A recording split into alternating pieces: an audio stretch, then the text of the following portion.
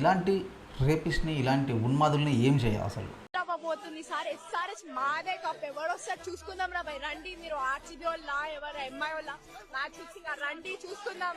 SRS ఈసారి cup కొట్టి తీరుతుంది. మాది కప్పు. ఏమంటున్నారు ఏడుంటుందో గాని ఒకవేళ అక్క ఉంటారో దొరికితే మాత్రం ఈ ఫ్యాన్స్ ఎస్ఆర్ఎస్ చేయటర్స్ ఒకవేళ అక్క ఇక్కడ రోడ్డు మీద దొరికింది అనుకో, ఆ అక్కని ఎత్తుకోవే రేపియస్ కాదు, ఉన్నదా లేడీస్ ఈ అమ్మాయి ఏదైతే ఉందో తనకు నచ్చిన టీంని సపోర్ట్ చేసి మాట్లాడినందుకు ఎలాంటి వల్గారిటీ లేకుండా నార్మల్గా మాట్లాడినందుకు, సపోర్ట్ చేస్తూ మాట్లాడినందుకు వీడు ఈ అమ్మాయిని ఎవరైతే ఎస్ఆర్హెచ్ హేటర్స్ ఉంటారో ఎత్తుకెళ్ళిపోవడం కాదు, ఎక్కడ కనిపిస్తే అక్కడే రేప్ చేయాలంట. ఇప్పుడు ఇది వైరల్ అయిపోయి వాడి మీదే థ్రెటింగ్ వచ్చిందని చెప్పేసి ఇప్పుడు వాడు సారీ అని చెప్తున్నాడు. పొరపాటున వీడు చెప్పిన మాటలకి రెచ్చిపోయి ఎవరైనా ఉన్మాదులు చేయకూడని పనులు ఏమైనా చేసింటే ఇప్పుడు ఆ అమ్మాయి భవిష్యత్తు ఏమవుతుండే?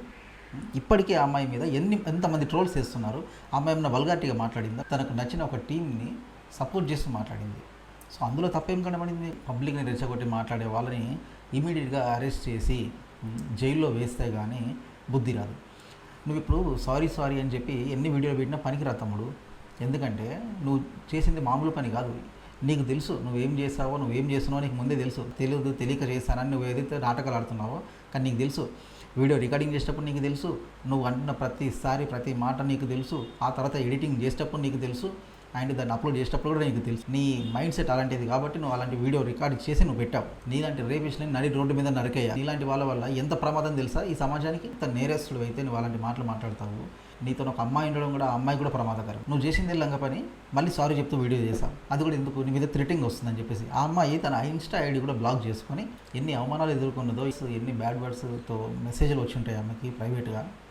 ఒక్కసారి అని ఆలోచించావా? నీ ఇంట్లోనే నీకే అమ్మ నాన్న, నీకు ఫ్యామిలీ ఉంటుందా? ఆపోజిట్ వాళ్ళకి ఫ్యామిలీ ఉండదా? చేసిన లంగ పనికి మళ్ళీ నువ్వు సారీ చెప్తూ వీడియో చేస్తున్నావా? బొక్కలు వేసుకుముదో కానీ నీలాంటి వాళ్ళకి బుద్ధి రాదు. ఆమెకు చెప్పేది ఏంటంటే, అమ్మ తల్లి నువ్వేం తప్పు చేయలేదు. వాడు ఎవడైతే నీ మీద ఇలా మాట్లాడారో నువ్వు కెమెరా ముందుకు వచ్చి చెప్పు చూపిస్తూ ఇప్పుడు చెప్పాలి ఆన్సర్. నువ్వు అప్పుడు ఆ రోజు నీ టీం కోసం ఎంత గట్టిగా అయితే మాట్లాడావో, అంటే ఒక ఫ్యాన్ గర్ల్గా మాట్లాడావో దానికి 10 ఇప్పుడు చెప్పు తీసి వానికి చూపిస్తూ మాట్లాడాల్సిన టైం వచ్చింది. ఓకేనా?